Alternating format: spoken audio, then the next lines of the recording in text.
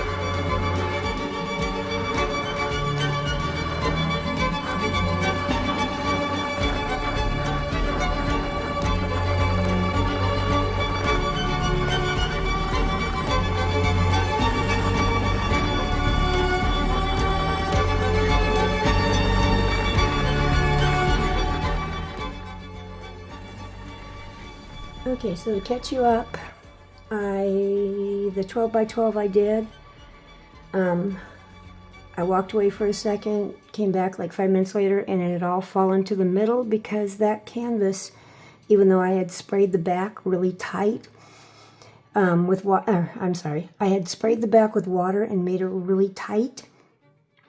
It just sagged in the middle. It was bad. So when I went to move it, everything moved. There was no paint around the edges anymore. So I decided to go with a 10 by 10 gallery wrapped.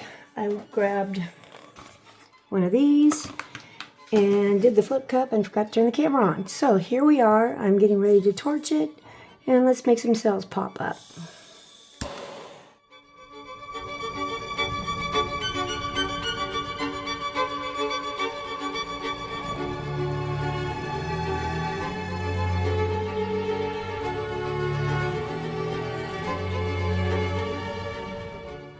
Okay, let's let it set and see if it grows. Okay, so they did continue to grow. It's still wet. It's been, I don't know, 30 minutes. And the reason I layer my cup like in that pinwheel look is because I do want, like here, I wanted the blue and the gold to kind of bump into each other and make like a patina green. And the black and the copper to make like a deep bronze, so it has, you know, almost all the colors of steampunk. So I'm going to move this, let it dry, and I'm going to go on to the really flowery colored one I'm going to be doing. So yeah, stay tuned. Okay, I'm going to call these done and done. This one I did off camera. I wanted it to be the bright one. I'll list my colors in the description. Same process as this one. And this one cracked, but mainly that's oil. Also, I left it on the spinner so no air was getting under it to dry. That's why it's still on the cups, because it's still a little bit wet. But the cracks are okay because I'm going to cut it all up and use it to make some flowers. This one dried really well. It's dark, but that's okay. I needed it to be moody as a background anyway for a steampunk project. And there wasn't a lot of oil left on it, so I just cleaned it off. But if I was going to be resinant, I would have used soap. I'd have used Dawn Power Wash soap and gotten with warm water and washed it off and then dried it off. But yeah, this is part of the Thursday train, guys. I went back to the basics. It's been many years since I've used silicone oil and done paintings, but this worked out good for another project. So, my train buddies today, Gert from Gert Creates and Dave from Dave's Acrylic Creations. Stick around because Julie from Art by Julie is up next. Taking the week off is Adrian and Corey from Art's Really Cool. And wherever you are, I hope you have a great morning, afternoon, evening, or night. Bye!